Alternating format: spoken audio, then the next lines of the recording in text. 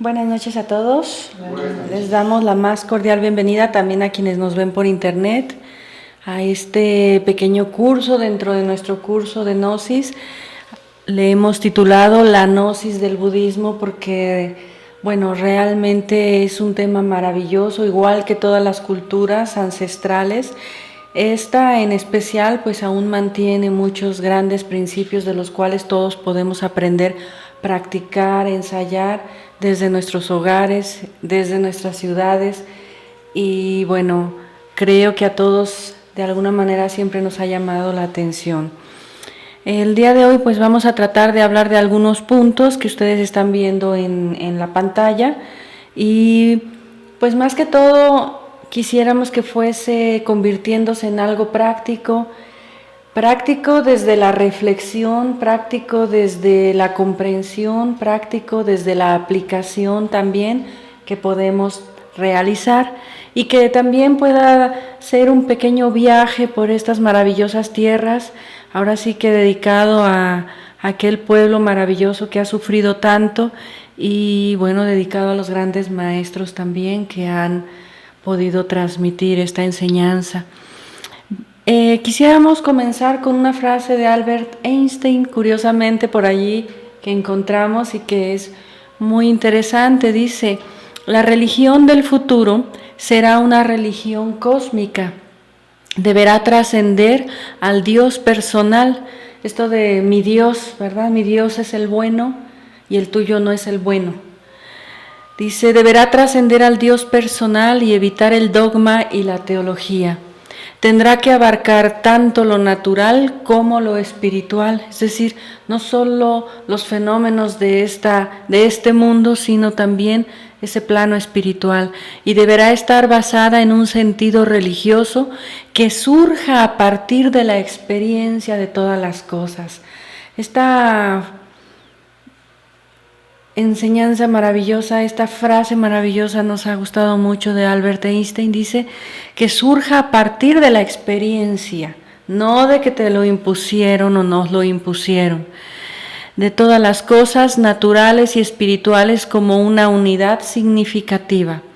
El budismo responde a esta descripción. Si existe alguna religión que pueda satisfacer las necesidades científicas modernas, esa es el budismo. Y tal cual es así, porque si ustedes lo observan, grandes descubrimientos de la neurociencia, de mucha ciencia actualmente, pues está basada en estudios que se han hecho, incluso permitiendo, que se han permitido hacer pues por los mismos lamas, personas que meditan, experimentos, etcétera, cosas pues reales, no teorías, cosas reales, medibles, y que han dado pie a esa ciencia también pues más moderna. Y también el maestro Samael nos dice que en la siguiente slide, ¿verdad? El maestro Samael también nos menciona, vamos a esperar a abrir la puerta para los que están llegando, mientras pues mencionar que dice la doctrina de Acuario. Ustedes saben que la era de Acuario es el fin de una raza y el inicio de una nueva humanidad, de una nueva raza. Entonces, desde ese punto, la doctrina de Acuario dice será el resultado de la mezcla del esoterismo budista con el esoterismo cristiano. Entonces, imagínense ustedes,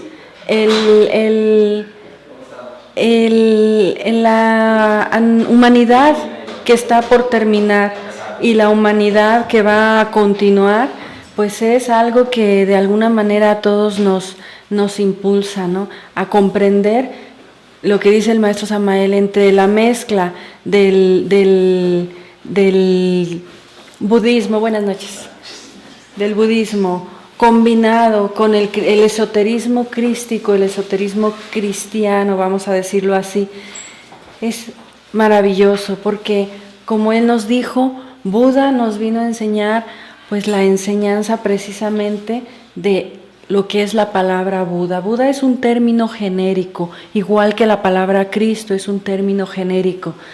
Yeshua ben Pandira, o Jesucristo, mejor conocido en la actualidad, nos vino a enseñar la doctrina del Cristo, que unida con la doctrina del Buda, pues van a dar, como se dice, o como dijo el mismo Albert Einstein, la nueva forma religiosa de la futura humanidad, que será esa religión cósmica, esa religión basada en la experiencia interior, ese dejar los dogmas, dejar los fanatismos y poder ir más a la aplicación realmente de todas estas grandes enseñanzas, ¿no? Entonces, bueno, bienvenidos a los que acaban de llegar. Estábamos dando una pequeña introducción en relación a lo que el mismo Albert Einstein dejó dicho sobre el budismo. Es maravilloso, es una cultura muy hermosa. Sabemos que es un pueblo que ha sufrido mucho y decíamos, bueno, pues va en honor a ellos. Y que este pequeño curso, dentro de nuestro curso, decíamos también sea un curso práctico, y decíamos y volvemos a insistir que si nosotros, a pesar de que estemos sentados en nuestro hogar o aquí presentes, lo escuchamos, que sea práctico, es decir, práctico en la comprensión, práctico después también en la aplicación, o en la misma aplicación de lo que vamos comprendiendo en el instante, en el momento, porque creo que esa es la belleza de estos pueblos, que son pueblos casi mágicos para nosotros, que practican una forma espiritual que acompaña toda su vida. El pueblo tibetano, desde el gobierno, las autoridades, vamos a decir lo que llamamos autoridades nosotros, pues nada tienen que ver con la forma en que nosotros lo comprendemos. Su autoridad está basada precisamente en su desarrollo interno, ¿no? Entonces vamos a continuar ahora sí. Vamos a dar una pequeñita introducción. Se dice que los orígenes del pueblo tibetano pues se ubican, según la historia, más o menos unos 10,000 años antes de Cristo.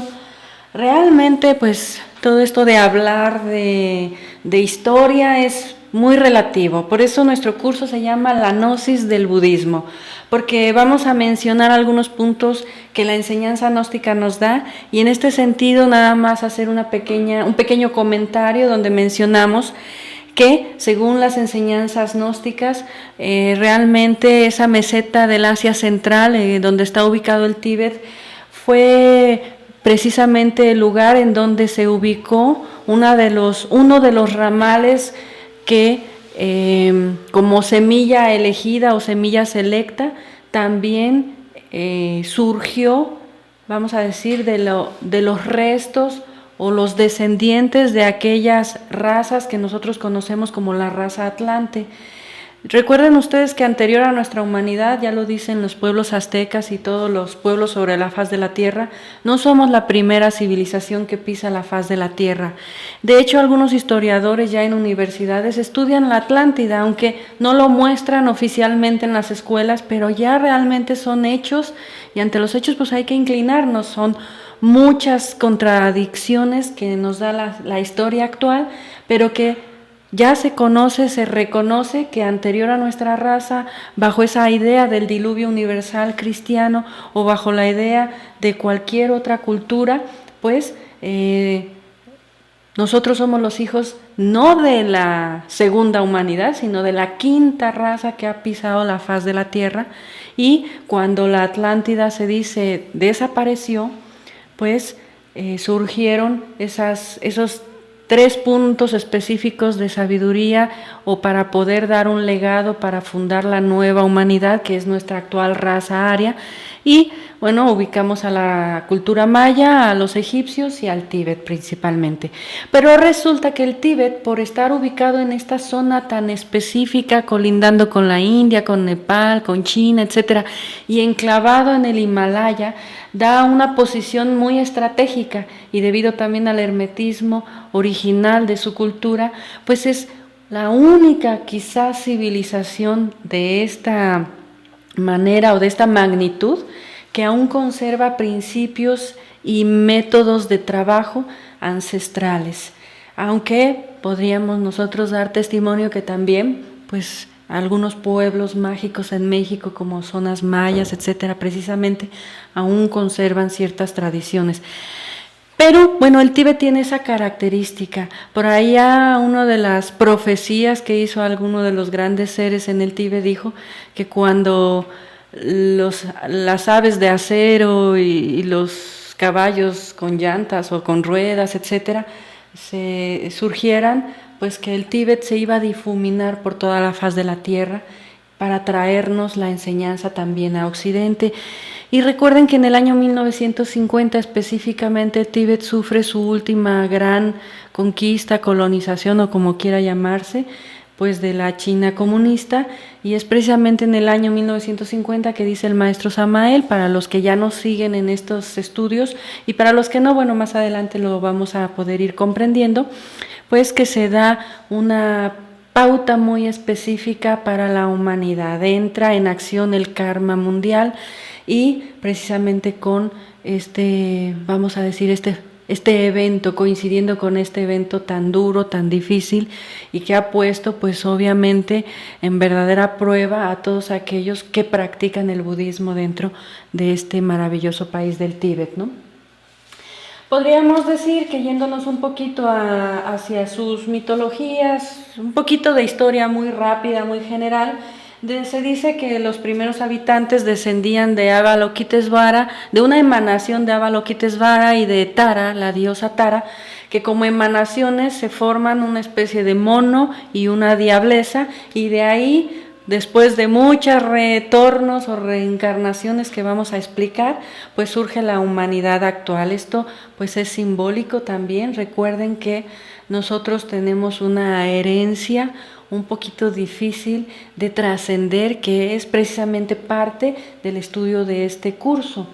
Y también menciona, bueno, que entre sus precursores o sus fundadores se le atribuye al rey hindú Yetritsempo, que algunos dicen es el mismo Rupati que vino de la India. Dice que habiendo sido vencido de la guerra del Mahabharata, para los que les gustan los Vedas y las culturas orientales, bueno, se dice que un descendiente de esta misma, un rey, ¿verdad?, de esta misma cultura hindú, pues vino a fundar parte de lo que sería la cultura tibetana, que mezclada con la religión original, que es la que se conoce como la religión Bon, pues un poco más de chamanes y naturalista o anímica, que da vida como espíritus naturales, etcétera.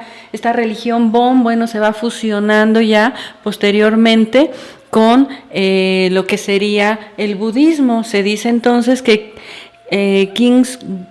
Kingzong Tsen Gampo es fundador de Lhasa, la capital del actual Tíbet. Se dice que él trajo a los primeros monjes budistas para establecer ese budismo. Entonces, el budismo tibetano realmente se conoce también como lamaísmo, que es una mezcla del budismo que tiene casi la mayor parte de su herencia en el budismo, pero que contiene todavía pues influencias tanto de la religión original, aunque son más mínimas, pero bueno, se dice, ¿no?, que es así. Se le atribuye a Padmasambhava la organización de la primera iglesia tibetana, en sí del Tíbet. Bueno, son historias que podemos investigar, pero bueno, quisiéramos irnos más a la parte práctica, simplemente dando unas pequeñas menciones. Se dice que luego es reformada en el siglo XI y bueno, pues es precisamente Tsongkhapa quien organiza lo que se conoce la Iglesia Amarilla del Tíbet.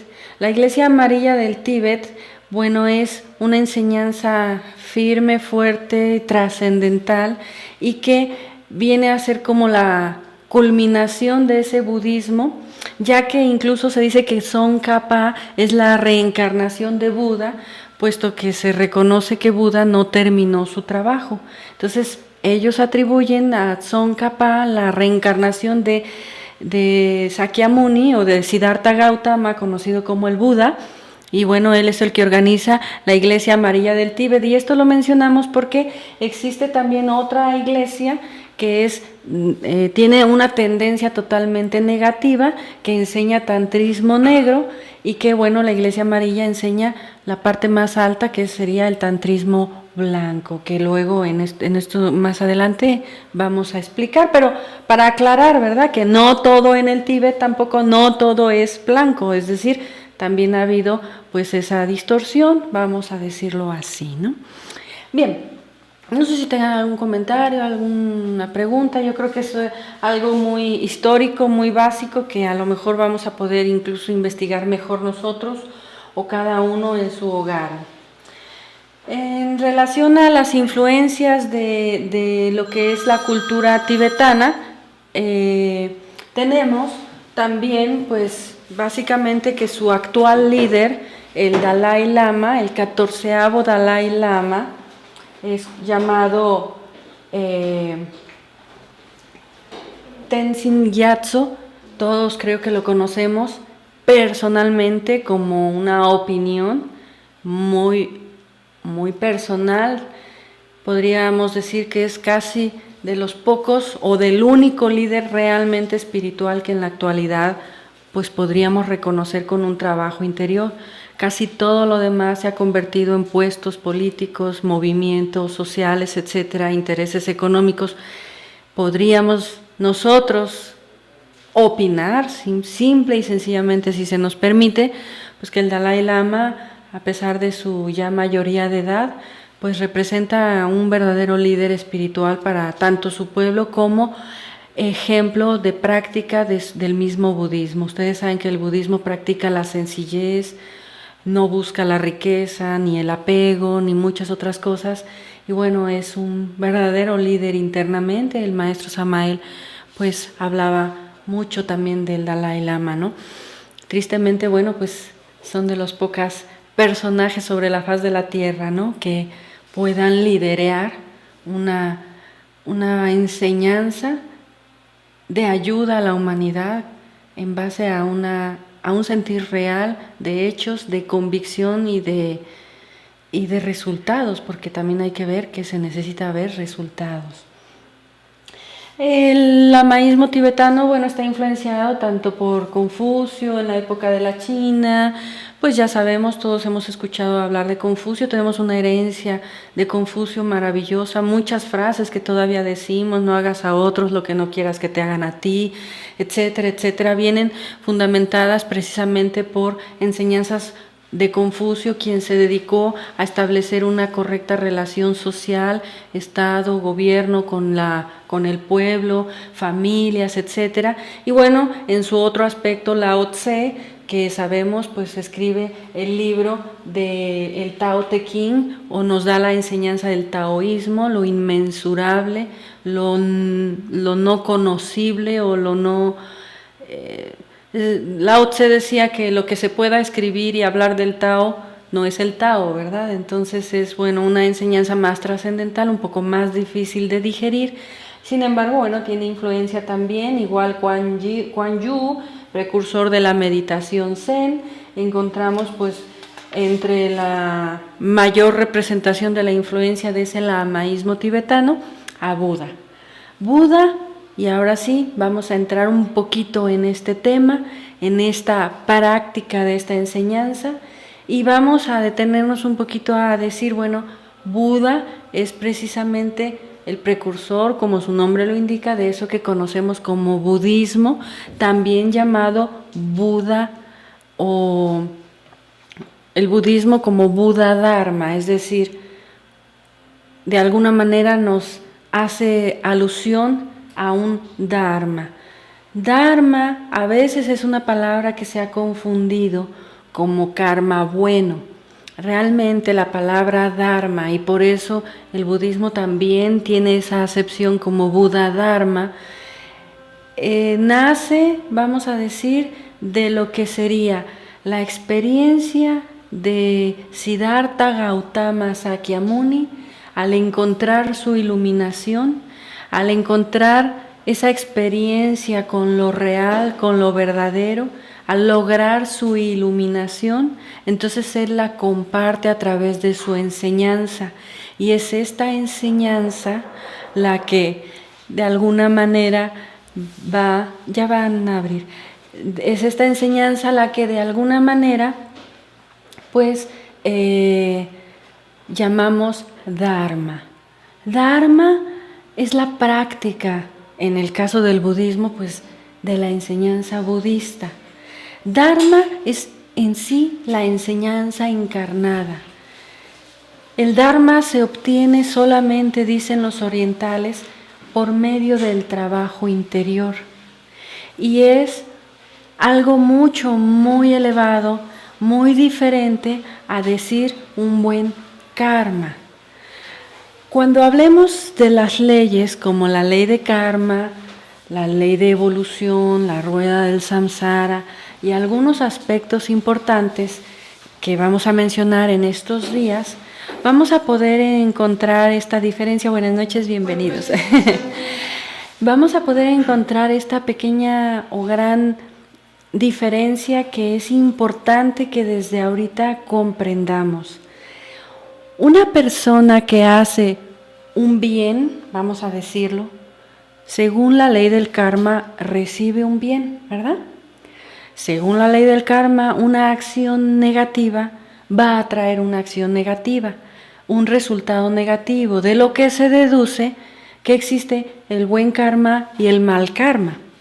Pero Dharma es solamente y exclusivo para el trabajo interior profundo, para la búsqueda de la revelación, para encontrar eso que se llama iluminación, para encarnar dentro de nosotros mismos eso que es lo real.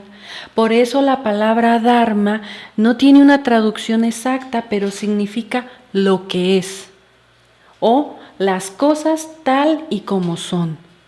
De lo cual se deduce el primer fundamento del budismo, que nos dice lo que nosotros vemos, lo que nosotros escuchamos, lo que nosotros tocamos, palpamos, con los 5 sentidos, no es real, no es lo real. Nosotros lo interpretamos y esa interpretación creemos que es lo real. Pero para el budismo tibetano, esto no es la realidad, es subjetivo. Y esto lo vamos a poder comprobar, y por eso decíamos que nos gustaba esta frase de Albert Einstein, porque muchos de los postulados de la ciencia actual, incluso la física cuántica, han podido ir comprendiendo esto, de que lo que yo toco, creo que esto es duro, pero no lo es, ¿verdad? Creo que las cosas tienen color, pero no lo tienen, es el reflejo de la luz sobre ese objeto que tiene ciertas propiedades. Es decir, nosotros, hasta que podamos vivenciar lo real, podríamos decir que nos convertiríamos en un Buda, en un iluminado, o alcanzaríamos una iluminación. Para nosotros, cuando decimos se me prendió el foquito, ¿verdad? Ay, se me prendió el foquito, es como que tuve una pequeña chispita de luz y encontré una respuesta a algo que yo buscaba, ¿verdad? Bueno, imagínense ustedes esa chispita en relación pues a un sol, ¿no? Es decir, la iluminación es algo que Buda alcanzó en base a muchas renuncias. Para los que conocen un poquito la vida de Buda, Siddhartha Gautama Sakyamuni fue un príncipe. Su padre no quería que él sufriera, que no se diera cuenta del dolor. Él quería tenerlo como en una burbujita de amor, de dicha, de paz, de felicidad. Pero un día se le escapa por allí, descubre a una persona anciana y dice, ¿y esto qué es? Yo nunca había visto a un anciano. Sí, bueno, la tradición habla, ¿verdad?, como en cuentos a lo mejor ahora, pero Siddhartha Gautama Sakyamuni renuncia a todo lo que es la vida de un príncipe, a la riqueza, porque él dice, tengo que encontrar la causa del dolor. ¿Por qué sufrimos? ¿Por qué existe la enfermedad? ¿Por qué envejecemos? Dijo, ¿no? ¿Por qué tenemos que vivir así? Entonces él renuncia, se va con los brahmanes, es decir, él busca y busca y busca, se vuelve casi sin comer. Está preguntando que las personas que tienen muchas riquezas y todo, se les sale bien, ¿se puede decir que tienen un dharma? No, hay que comprender nuevamente, tienen un buen karma, pero dharma es solo alusivo al trabajo interior, repetimos. Buda Dharma o budismo o dharma es solamente el trabajo interno, el encarnar lo que más adelante vamos a mencionar como el bodhisattva o el bodhisattva. Solo el trabajo interior produce dharma. Una buena acción produce una buena reacción, y como buena reacción a lo mejor no tenemos necesidades económicas, nos va bien, tenemos buena salud, tenemos una buena vida, se diría tenemos un buen karma. Pero si nos lo gastamos, ahí donde se acaba ese crédito o ese beneficio y no invertimos más, bueno, se acabó y se acabó. Es como tener valores a favor, ¿no? Pero el Dharma solo se le atribuye o solo se representa por lo que se obtiene como trabajo interior, que es como resultado final la iluminación. Es decir, la búsqueda, el objetivo finalmente del budismo es que todo ser humano pueda alcanzar la iluminación, ¿sí? Todos y cada uno de nosotros. Desde ese punto de vista, por eso dice Albert Einstein, el budismo es lo que más se acerca a una religión más científica, porque no implica que tú eres el único, que eres ahí un santo o alguien único. O sea, el budismo, la iluminación, es para todos quienes quieran alcanzarla, quienes así lo anhelan, ¿no? Entonces decíamos, Siddhartha Gautama Sakyamuni, el histórico Buda, pues después de muchos procesos, tiene esa serie que se dice son como sueños, vamos a decir revelaciones internas, en donde él empieza a conocer ese Dharma, esa sabiduría. Finalmente el budismo lo que busca es la combinación exacta de la sabiduría con la compasión. La sabiduría para poder conocerse uno a sí mismo, la compasión para poder comprender que la alegría, la felicidad o el dolor de los demás es más importante incluso que la mía. Y por ello las escuelas budistas tienen ciertas tendencias que ahora también vamos a mencionar. Y decíamos, bueno, el budismo ha provocado también grandes aspectos. Vamos a decir que un Sigmund Freud o un Carl Jung pues trajeron del Tíbet sus enseñanzas que luego tradujeron o dijeron, bueno, para que sean más digeribles en Occidente, y bueno, conocemos la psicología de Jung o de Freud, ¿verdad?, del psicoanálisis, etcétera, que tiene orígenes pues en las enseñanzas tibetanas o budistas, y bueno, pues no podemos negar que esta cultura de verdad, así como decíamos, ha sufrido este pueblo, también eso ha provocado que ese budismo, esas enseñanzas se hayan difuminado, pues también sobre la faz de la tierra, ¿no? Bien, entonces, si el principio básico del budismo es que todos alcancemos la iluminación, que todos alcancemos la verdad, la iluminación o la verdadera realidad, entonces su filosofía da a entender que nosotros no tenemos esa iluminación, ¿verdad? Si la búsqueda es que alcancemos la iluminación, es inherente comprender que nosotros no estamos iluminados. Para el budismo tibetano, toda la humanidad está enferma, toda. Mientras no sea o haya alcanzado esa iluminación, todos estamos enfermos para ellos, de algo que llaman ignorancia. La ignorancia, dicen, es la causa fundamental de eso que llamamos sufrimiento. Y es entonces cuando Buda pone a girar, como dicen, o provoca la primera puesta en movimiento del Dharma. Es decir, pone en movimiento el Dharma, pone en acción el Dharma, su propia revelación comienza a enseñarla. Y allá en ese monte Benarés da su primer sermón, donde explica las 4 nobles verdades que necesitamos hacer práctica dentro de nosotros mismos. Las 4 nobles verdades dentro del budismo tibetano Bueno, acá las vamos a ver en la pantalla. Él pone en movimiento el Dharma, es decir, de mi Dharma, de mi iluminación, yo te la voy a enseñar, ¿verdad? Como todos los grandes seres, un Jesucristo, un Buda, un Zoroastro, etcétera, etcétera, como todos los grandes iniciados. Entonces, dice Buda, primera, noble verdad, existe el sufrimiento. ¿Existe? Díganme ustedes, ¿han sufrido? No existe eso. ¿No existe? ¿Nunca ha sufrido? No. ¿Nunca ha llorado? ¿Nunca ha dolido nada? Sí. ¿Y entonces? Pero no le llamo sufrimiento. ¿Y cómo le llamamos? Emociones. Bueno, emociones pueden ser... Es interesante, ¿no? Si yo quiero le cambio de nombre, pero al fin y al cabo, queriendo entender un poquito el mensaje, lo vamos a mencionar como sufrimiento.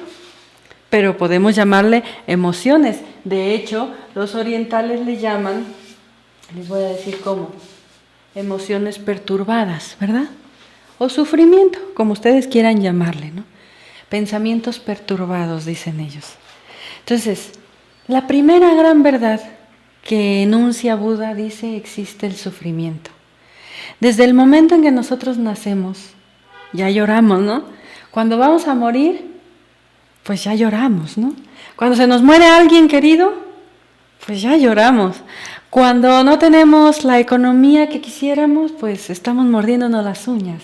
A lo mejor no lo lloramos con lágrimas en los ojos, pero estamos preocupados, ansiosos, estresados. Eso es lo que el Buda llama sufrimiento. Y lo enuncia en una sencilla frase. Y dice, es verdad que existe el sufrimiento. Es una realidad, aunque no es la gran realidad, pero para nosotros esa es nuestra realidad. ¿Sí? En esto, él quiere ir más allá. Y dice, no solamente el sufrimiento que detectamos cuando perdemos algo querido, cuando no obtenemos lo que quisiéramos, cuando tenemos dolor físico por una enfermedad, cuando la juventud se nos va, cuando el hijo nace enfermo. Es decir, no solo ese sufrimiento habla, sino precisamente, yendo más a fondo, se refiere a esas emociones precisamente que llama emociones perturbadas. Entonces, es una realidad que, como decíamos, la humanidad estamos enferma de ignorancia, de inconsciencia. Y eso se traduce en sufrimiento. Una humanidad que no se comunica, que vive en guerra, que cada vez es más desunida, etcétera, etcétera, etcétera. Entonces, dice esta primera noble verdad, es verdad que existe el sufrimiento. Hay que reconocer dónde está. La segunda noble verdad dice, es verdad que tiene una causa. Hay una causa por la cual sufrimos. O sea, el sufrimiento no es algo gratis, por eso es verdad que no es real, porque tiene una causa inherente a nosotros que ahora vamos a mencionar. Es decir, ¿cuál es la causa del sufrimiento? Si hablamos de una enfermedad, mencionen ustedes la que gusten. Cáncer. Bueno, es el azote del siglo XX, aunque ya estamos en el XXI, ¿no? SIDA y bueno, cuántas enfermedades. Se menciona una enfermedad muy fuerte, muy grande. ¿Es verdad que existe el sufrimiento cuando una persona tiene cáncer? ¿Sí o no? Ahora, ¿es verdad que tiene una causa? ¿Cuál es la causa del cáncer? Podríamos decir, algo que la ciencia no menciona, faltan, por ejemplo, cobre en su dieta, faltan muchas cosas en su dieta, en una mala dieta, pero básicamente se dice que el cáncer proviene de un estado psicológico equivocado. Y normalmente una persona con cáncer, por ejemplo, en Estados Unidos hay una universidad, un hospital ahí en Combinación, ahora no recuerdo el nombre, que trabaja con pacientes enfermos de cáncer y les dan meditación o le llaman meditación. lo único que hacen es enseñarles a concentrarse en su respiración.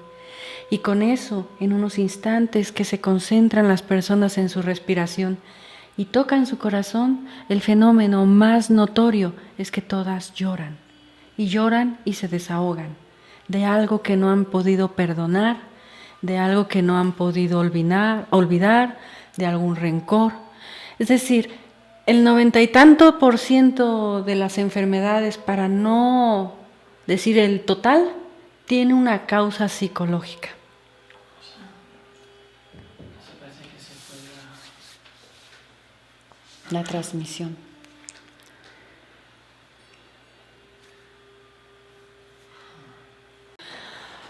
Pero mencionábamos un poquito, mientras se fue el internet o lo que haya, la transmisión, que muchas veces a lo mejor una persona no ha reconocido ni siquiera eso como que estamos mencionando como sufrimiento, o a lo mejor no lo atañe al sufrimiento. Mencionaban, por ejemplo, si una persona pierde a un ser querido, bueno, tiene un sentimiento, pero a lo mejor no lo llama un sufrimiento. Esto ya depende de cada quien, ¿verdad? Hay personas que casi se suicidan porque perdieron a un ser querido. Hay personas que lo toman con más calma. Pero aún así, esto que se llama sufrimiento pertenece a la ignorancia. Es decir, cuando nosotros ignoramos qué es lo que hay en ese después de la vida, pues el más valiente en el momento de un accidente dice, y aquí quedé, surge, es automático. Vamos a hablar también sobre el rayo de la muerte, el bardo Tudol y los fenómenos que acontecen psicológicamente, de los cuales, como decíamos, Sigmund Freud, Carl Jung, se basaron en sus estudios de análisis o psicoanálisis. Pero bueno, en el bardo Tudol se menciona precisamente, y en el libro, no solamente entre los tibetanos, aztecas, mayas, egipcios, tienen esta tradición que nos enseña que después de la vida física, lo que llamamos energía, alma, espíritu, continúa en eso que está más allá de la vida, y que de alguna manera, aunque una persona no haya tenido conciencia del sufrimiento, porque puede suceder, y en esto tenía yo ese pendiente con la conferencia precisamente por lo que voy a mencionar ahora. Pero cuando una persona así desencarna, es un momento en su vida que se le despierta la conciencia, se le muestra la verdad, la realidad. Y es en ese momento incluso cuando la persona sufre por la vida que a lo mejor no supo utilizar. Esto es interesante porque es verdad. Yo podría decir, una persona que vive, vamos a decir, metida en el alcoholismo, desde mi punto de vista, sufre. Pero a lo mejor la persona metida en ese momento de alcohol está muy feliz, ¿no? Entonces, los tibetanos mencionan que existe la falsa conciencia, algo que ellos llamaron kuntag, es decir, la falsa realidad, el engaño de la falsa realidad que vamos a ir mencionando. Si nosotros no podemos todavía reconocer que hay algún sufrimiento en nuestra vida, necesitamos mirar hacia adentro. La conciencia es natural en el ser humano. Un niño es, pues pequeñito, feliz con cosas muy simples. Cuando nosotros crecemos, ya esa felicidad tan simple se va perdiendo y la va llenando algo que llamamos falsa realidad, falsa conciencia, falsa personalidad, de la cual vamos a hablar en unos momentos. Entonces, claro, decir es verdad que existe el sufrimiento sería que cada uno de nosotros, en la práctica de este instante, mire hacia adentro y observe. A lo mejor este no es el momento de su vida en que está sufriendo, pero ¿no ha habido algún sufrimiento? Es decir, ¿no hay en la niñez, en la edad adulta, no hay miedos? Podría preguntarles lo mismo desde el punto de vista no hay ningún miedo, vivimos una vida plena, realmente, de autorrealización, vamos a llamarlo así, desarrollamos el potencial humano realmente, o vivimos una vida mecánica dependiendo de la economía, del trabajo, de las impresiones cotidianas, de la imagen, del qué dirán. ¿No hay algún miedo? Porque si hay un miedo es porque hay sufrimiento. Alguien dice, no, yo no sufro, pero le tengo un miedo a la muerte, o le tengo un miedo a perder mi trabajo, o le tengo un miedo a quedarme sin dinero, sin empleo, sin esto. Es decir, el sufrimiento es lo que nosotros somos realmente, el ser humano, dicen los orientales, y claro, estamos cambiando un poquito el orden, pero en base a la pregunta que me parece muy importante. El ser humano no está desarrollado. Dice el maestro Samael, un caballo nace siendo caballo, un águila nace y a las pocas horas vuela, o al tiempo que, muy poco tiempo. Un caballo está listo para en unas horas correr junto a su madre para sobrevivir. El becerro, cualquier animalito que ustedes vean nace completo. El ser humano no nace completo. Para esto se necesita comprender que aunque nosotros hemos nacido físicamente, no hemos nacido a la realidad del ser humano. No estamos completos ni siquiera en la formación del cerebro. Ya hay estudios que dicen que ni siquiera se le debería dejar fumar y tomar al joven, ni siquiera a los 18 años, que se supone la edad en que ya puedes, ¿verdad? Hasta votar, decimos aquí en México, ¿no? Pero realmente un joven ni siquiera a los 21 años se ha terminado de desarrollar su cerebro. Estarle metiendo alcohol a esa edad o tener relaciones sexuales antes de esa edad es como un aborto de la naturaleza, ¿comprenden? Entonces decir que no sufrimos es como decir estoy conforme, es como un conformismo, porque realmente muy adentro del alma sabemos que esto no es lo que queremos, que estamos luchando por algo. Bueno, el que se casa porque está luchando por algo, por complementarse, por encontrar felicidad, por no estar solo. El que busca trabajo, pues busca trabajo por algo, porque necesitamos hacer algo en la vida, ¿no? Si hubiésemos nacido completos, pues no habría lucha en la vida, no habría motivo para por qué superarnos en nada. Interiormente el ser humano tiene la necesidad de superarse porque sabe que no está completo. Y esto es algo muy profundo, hay una realidad que los orientales hablan, que la Gnosis nos enseña, pero para eso necesitamos mucho conectarnos adentro de nosotros mismos. Si nuestra vida es totalmente hacia afuera, pues es muy difícil que alguien pueda mirar hacia adentro. Estamos tan acostumbrados a escondernos de nosotros mismos, que yo les aseguro que si ustedes se quedan en su casa un día, cierran televisiones, cierran celulares, cierran contacto con nadie, no saben qué hacer, porque la mente está enferma. Y uno dice, es que estoy aburrido, es que este fin de semana no fui a pasear, estoy aburrido, ¿no? Dicen los orientales que una mente que se aburre está enferma, porque no está en su estado natural. No sé si me doy a entender con todo esto, ¿no? No es mi finalidad convencerles, porque también el budismo es eso, no busca el dogma, busca la experimentación. Y el Buda habló en muchos niveles, por lo cual se generaron varios tipos de escuelas budistas, y es difícil encontrarles la línea, ¿no? Pero Buda, igual que Jesús, hablaron básicamente en 3 niveles. Al pueblo, como por ejemplo Jesucristo habló al pueblo con sus parábolas, ¿verdad? Porque pues era la manera de educar al pueblo. Luego habló a sus ¿cómo se llaman? A sus discípulos. Fue la enseñanza intermedia.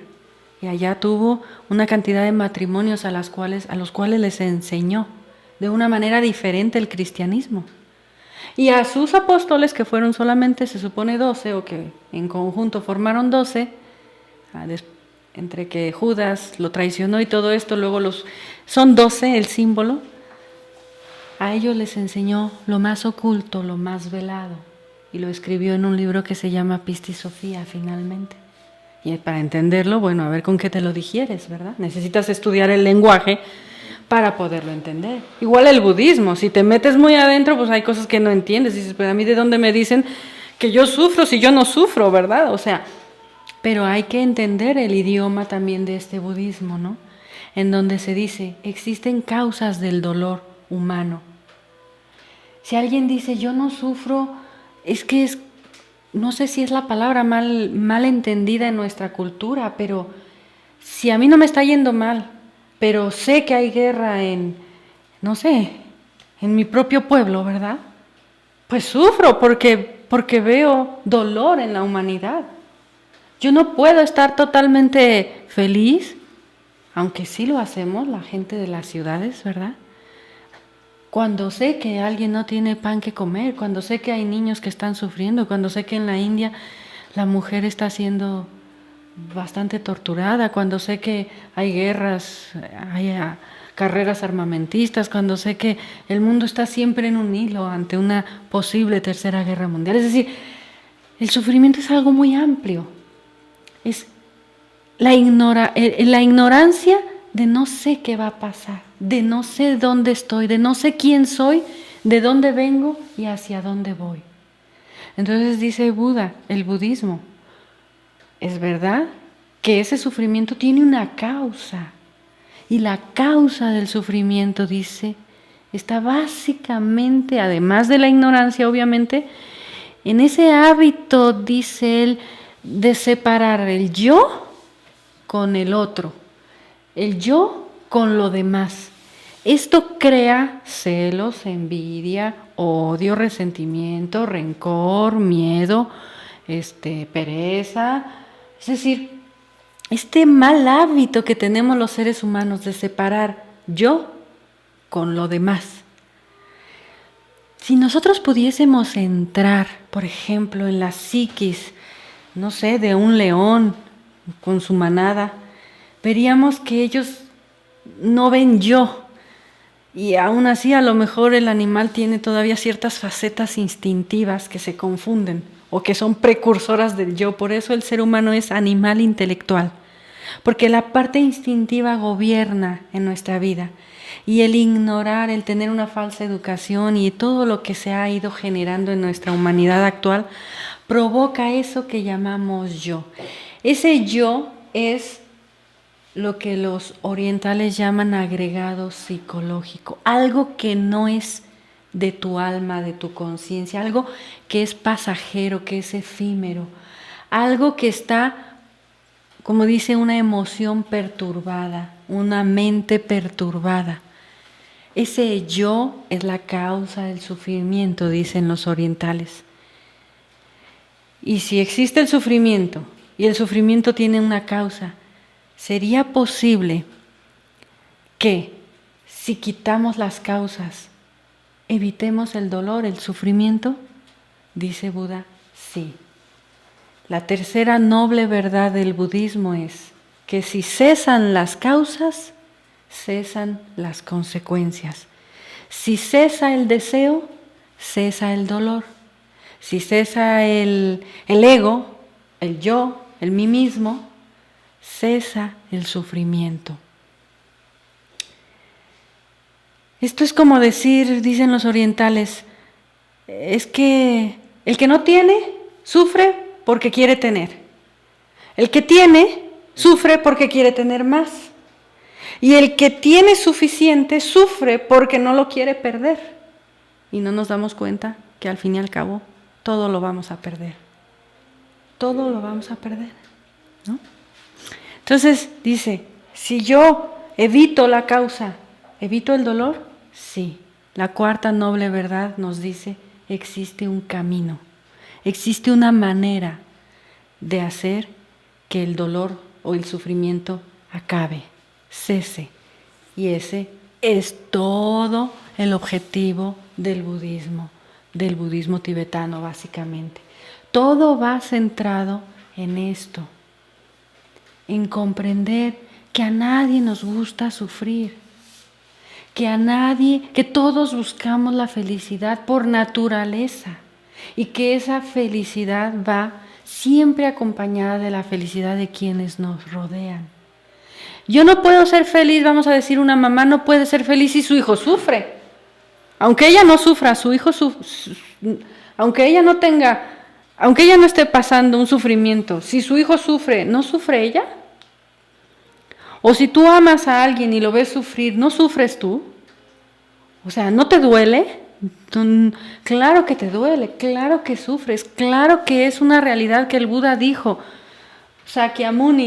Siddhartha Gautama Sakyamuni dijo, yo renuncio a todo esto de ser príncipe con tal de encontrar cómo lograr dejar de sufrir, no por mí, para enseñárselos a los demás. Eso es lo maravilloso y por eso se llama Buda Dharma, ¿verdad? O por eso se llama Dharma, porque todo el trabajo que realizó fue para compartirlo. En esencia el budismo no hace nada para sí mismo. Es muy diferente al occidental.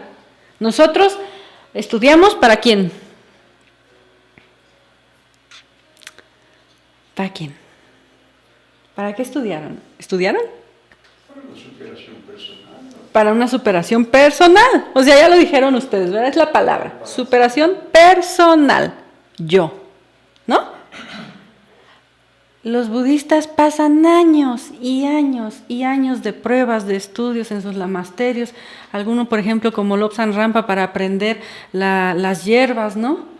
Todo su prueba, a ver si lograron, si se consagraron como lamas o como budistas, o todo lo que hacen para ver si algún día pueden servir a los demás.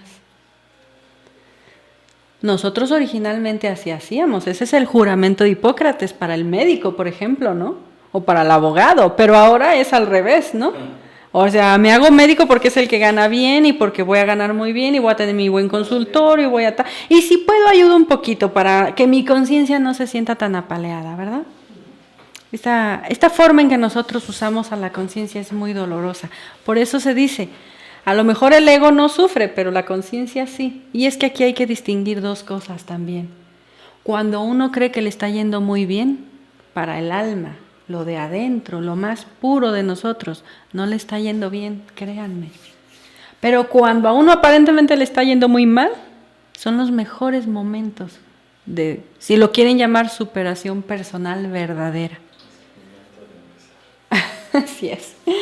Entonces, imagínense, bueno, entonces, si vamos comprendiendo que estas son las 4 nobles verdades del budismo, podríamos entonces pasar a lo que sería comprender, mencionar básicamente que existen 3 tipos de escuelas básicas, nada más como una mención para que ustedes también lo sepan y tengan siempre un parámetro, ¿no? Existe lo que llamamos el budismo Theravada o Hinayana.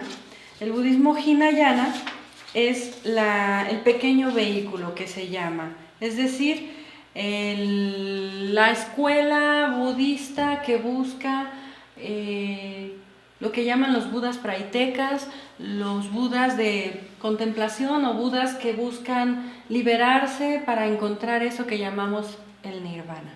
Decíamos que en base a esto, como una mención y para tener un parámetro, existen 3 tipos de escuelas, vamos a decir blancas, dentro del budismo. Una de ellas es el budismo Theravada, que sería la escuela Hinayana. Es el pequeño vehículo y representa todo el trabajo del Buda o del aspirante a liberarse para alcanzar eso que llaman el nirvana, que para nosotros equivale al paraíso, al cielo cuando morimos, ¿no? Es decir, es una liberación intermedia, es un camino a espiral. Nos preguntan por qué si el budismo se dio en la India, por qué se centró en el Tíbet. Bueno, porque lo mencionábamos, ¿verdad? Hubo precursores que llevaron a monjes tibetanos precisamente allá, a esa capital del Asha, y bueno, floreció el budismo allá y luego se conservó, dadas la región tan inhóspita a la que pertenece, bueno, el Tíbet, ¿no? Y bueno, el budismo de la India se fue bueno, degenerando, fue cayendo en dogmas, etcétera. Realmente en la India, además, hay mucho lo de la enseñanza de los brahmanes, etcétera. Entonces, aunque la enseñanza está en su forma más pura en la actualidad, sin tanta distorsión, pues se encuentra más en el Tíbet, por lo menos hasta el año 1950, ¿no? Que podía florecer. A partir de ahí, bueno, pues lo que han hecho los lamas tibetanos es salir y expandir el conocimiento un poco. Bien, también existen estos budas praitecas que buscan el pequeño vehículo, es como una liberación intermedia. Cuando hablemos de la rueda de samsara van ustedes a comprender que es una liberación intermedia, es como decir, logré irme al cielo, ¿verdad?, al morir, pero luego tengo que regresar. Luego existe el budismo Mahayana, que es el gran vehículo. El budismo Mahayana nos enseña las técnicas de la liberación igualmente, pero se centra más que todo en la ayuda a la humanidad o el sacrificio por la humanidad. El Buda de la escuela Mahayana dice: yo no me libero hasta que se liberen todos los demás, aunque me cueste muchas vidas, ¿sí? Aunque existe también una sección, una rama de esta escuela que se conoce como el budismo Vajrayana o budismo tántrico, que también se reconoce como gran vehículo relámpago, vamos a decir, que da técnicas muy específicas con la posibilidad de hacer un trabajo interno en una sola existencia. Por eso se llama vehículo relámpago. Y bueno, quería compartirles que al ser el Tantra Yoga, está relacionado precisamente al trabajo con la sexualidad. Es decir, si ustedes buscan una escuela de budismo, se van a topar primero con que van a tener que pasar varios años, mínimo, dicen los orientales, 9 años. 3 años para que el estudiante observe al maestro, 3 años para que el maestro observe al estudiante, 3 años más para que se observen y entonces hagan el compromiso de ayudar el maestro al discípulo, ¿no? Entonces el discípulo tiene que saber escoger a su maestro. Dicen los orientales, un discípulo que no observa a su maestro es como alguien que toma veneno. Y al revés también, dicen los orientales, el maestro tiene que observar al discípulo para ver si es apto y poderse comprometer con él a entregarle ese dharma. Y dice, un discípulo que no observa a su alumno sería tanto como tirarse por un precipicio, ¿verdad? Entonces el budismo tibetano es muy selectivo, es un proceso lento, y queríamos comentarles que obviamente la gnosis, al tener bases del budismo, como mencionábamos al inicio, busca lo que sería la escuela relámpago. En este caso el maestro Samael pues nos entrega el arcano AZF o la transmutación sexual, la alquimia para solteros, la alquimia para casados, con lo cual pues la oportunidad es mucho más rápida, siempre que se sepa utilizar, porque el budismo puede pasar muchas vidas para poder conocer el tantrismo, ¿sí? Aunque ellos lo entregan, pero en forma muy escondida, muy selecta, muy específica. Dado los tiempos que nos toca vivir, como decíamos, anterior a nuestra raza existió la raza Atlante, pues esta humanidad está también en su invierno y lo que se está es esperando formar la semilla para la siguiente raza que esotéricamente se dice recibirá el nombre de raza Koradi. Nosotros no nos gusta esto del fanatismo ni nada, pero bueno, si observamos un poquito, realmente los climas, todo, ¿verdad? Cada vez hace suponer que estamos en este invierno de la humanidad definitivamente. ¿Que tiene muchos años? Tiene muchos años. ¿Saben quién vino a avisar el invierno de la humanidad? ¿A quién le tocó abrir el invierno de la humanidad? al mismo Jesucristo. O sea, para el que diga, no, pues si siempre hemos estado en... Sí, sí es cierto, tenemos 2000 años todavía de oportunidad. Hemos tenido más de 2000 años de oportunidad y aún así no estamos aprendiendo el mensaje. En el año 1950 se dio la sentencia para la humanidad no sale adelante completa. Ahora solo se espera la semilla, eso es lo que se dice, ¿verdad?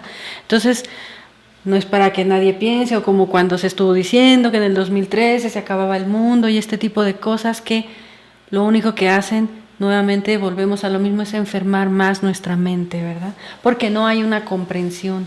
Porque ¿de qué sirve saber que mañana se acaba la raza, que ni siquiera se acaba el mundo, se acaba la humanidad, ¿verdad? Porque se tiene que acabar. Pero ¿de qué sirve saberlo si nosotros, o sea, lo que queremos es conservar al ego, ¿no? O sea, conservar las comodidades. Yo me llevo mi licuadora, yo me llevo mi lavadora porque yo quiero salvarme, ¿verdad? Pero no quiero empezar obviamente a prender el fuego con la piedra, ¿no? Quiero mis comodidades, quiero mis cosas. Entonces, todo esto es una falta de comprensión total, el uso de un conocimiento pues en forma distorsionada, porque como lo vemos con nuestros propios lentes, pues nosotros mismos lo distorsionamos, ¿no? Hay algo muy maravilloso de comprender todos estos procesos de la humanidad, pero requerimos también pues esa reflexión, ¿no? Bien, entonces, cuando nosotros entramos, diríamos, vamos a suponer que queremos entrar ya a la práctica del budismo.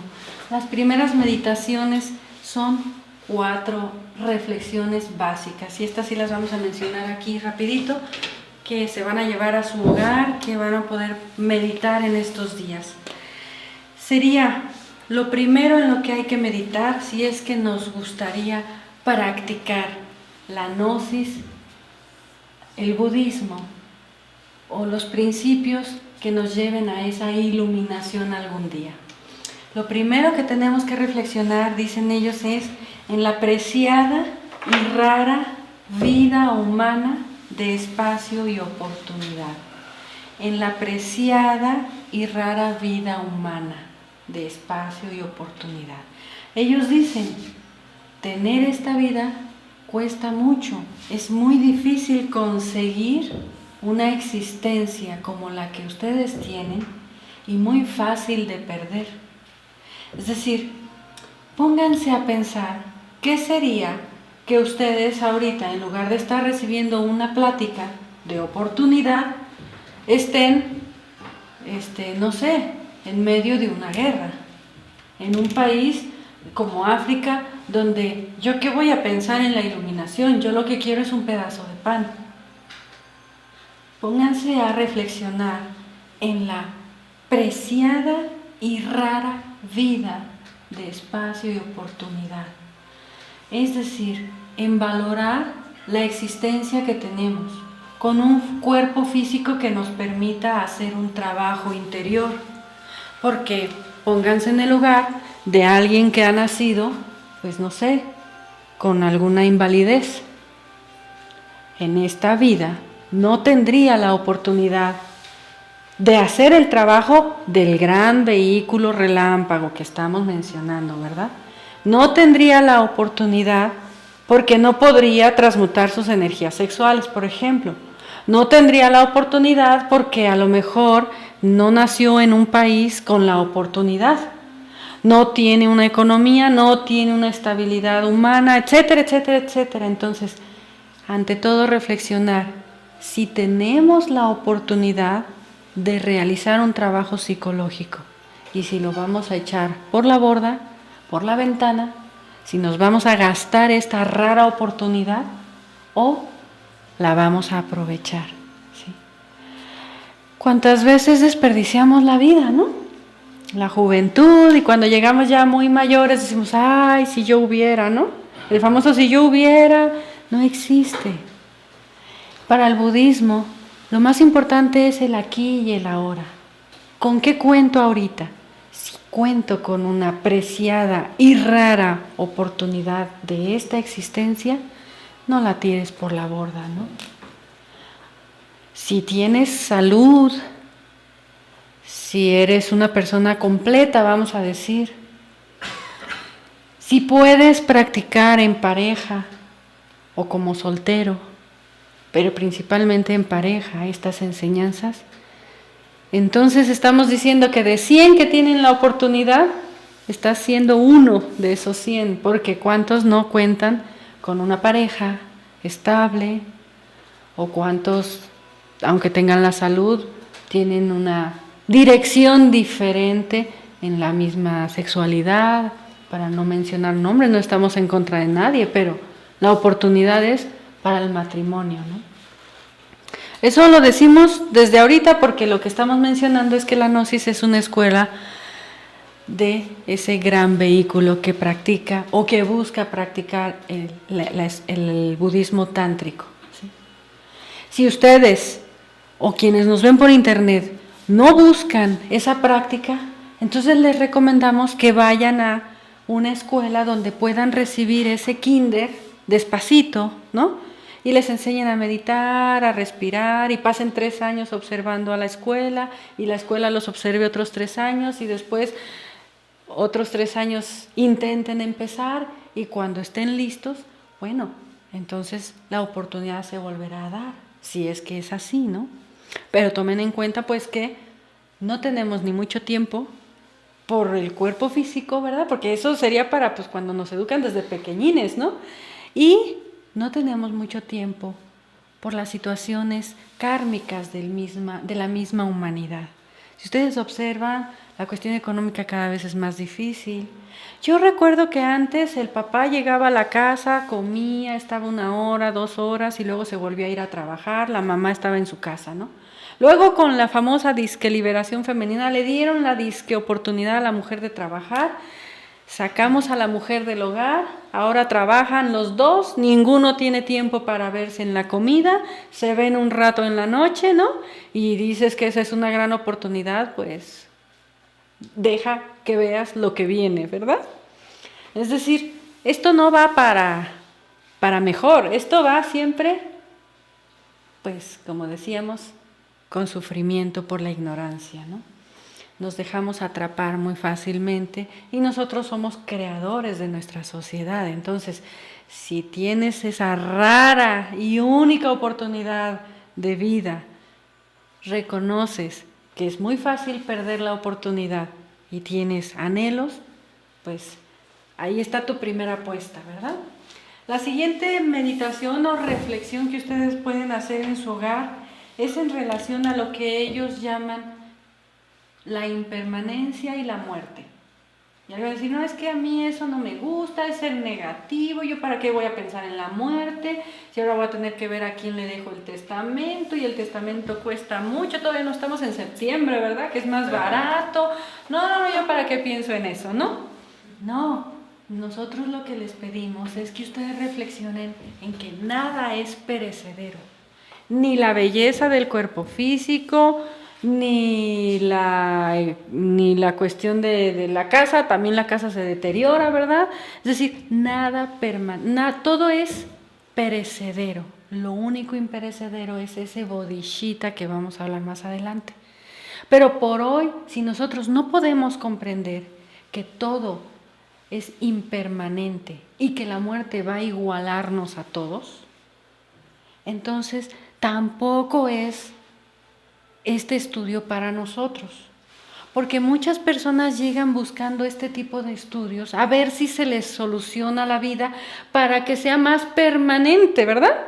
Para que sea más permanente su belleza y a ver qué me tomo y a ver qué crema uso, si depende de a dónde vaya yo, uno a buscar, ¿verdad?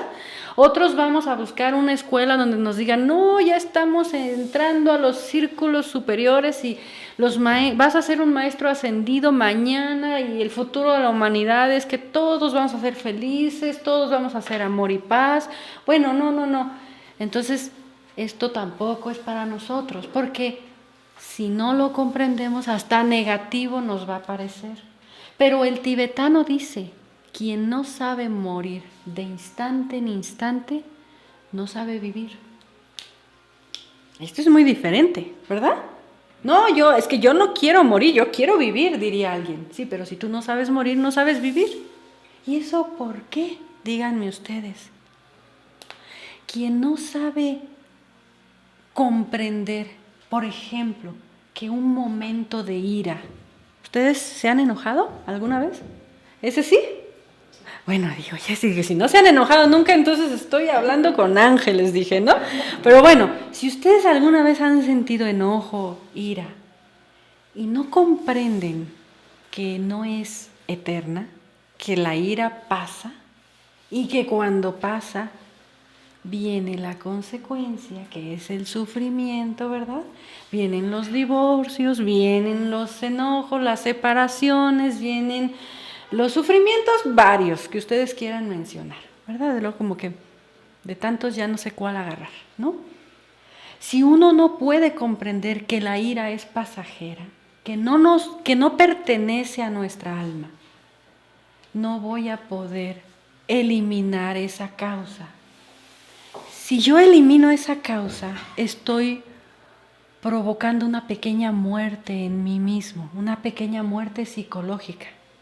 Y en su lugar, como ustedes saben que la energía no se puede destruir, solo se puede transformar, ¿verdad? Es un postulado de la física. En su lugar, en lugar de la ira, si esta es bien trabajada, lo que van a hacer es algo que se llama amor. Y entonces van a decir, ¿y ese matrimonio cómo le hace? ¿Cómo pueden? No, qué suerte tienen mucho amor, ¿verdad? Si tienen mucho amor es porque han trabajado muy fuerte la ira. Pero si no han trabajado la ira, lo único que han obtenido son enojos, separaciones, distanciamientos, frialdad, etcétera, etcétera, etcétera. Entonces, este sentido ya más práctico del budismo es parte de lo que buscamos trabajar. ¿Cómo va a llegar la iluminación si dentro de nosotros estamos llenos de ira, de recelos, de competencias, de enojos, de ingratitudes, de celos, de envidias, de perezas, etcétera, etcétera, etcétera? ¿Sí?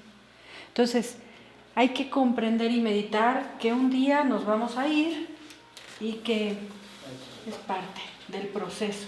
Y que hay que repartir. Y que hay que repartirlas. Bueno, la tercera meditación de las 4 sería el karma y sus consecuencias.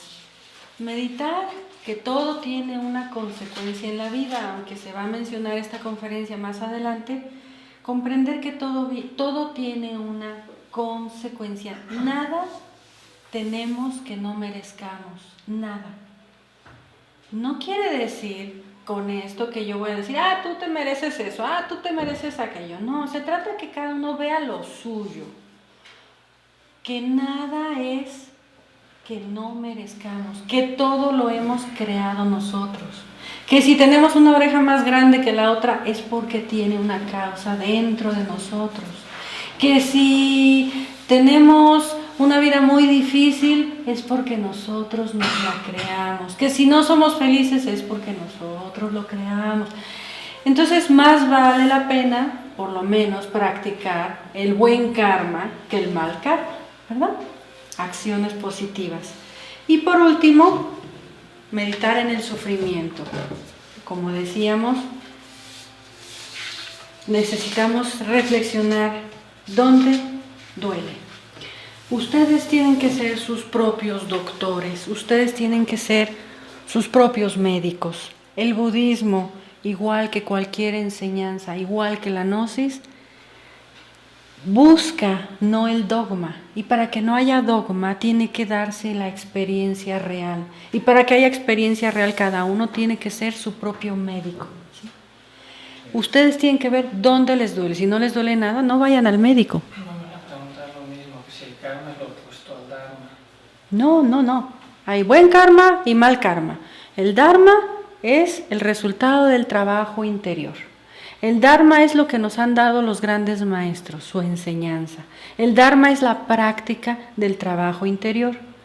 Karma bueno y karma malo, karma positivo y karma negativo, eso es otra cosa, ¿sí? Alguien puede vivir toda su vida haciendo buenas obras y le puede ir muy bien, pero puede no tener Dharma, ¿verdad?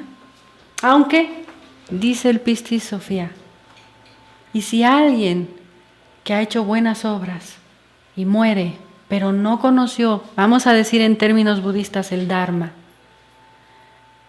¿qué va a pasar? Y le contesta Jesucristo o el Cristo ya en el Pistisofía.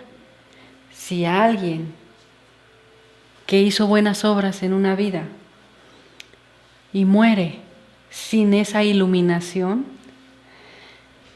va a tener que tomar también, como todos, la copa del olvido, pero cuando regrese a una nueva existencia, le van a dar a tomar de la copa de los grandes anhelos. Es decir, a lo mejor no tiene Dharma, pero como hizo buenas obras, viene con muchos anhelos el alma para encontrar el Dharma. El Dharma es el trabajo interno. El Dharma es la enseñanza de los grandes maestros. La primera puesta en acción, dicen los budistas, del Dharma fue cuando Buda enseñó sus 4 nobles verdades. Ese es el Dharma, conocer, dejar de ignorar y empezar a trabajar. El que trabaja internamente obtiene Dharma, y ese Dharma se traduce en sabiduría, en compasión, en virtudes, en dones.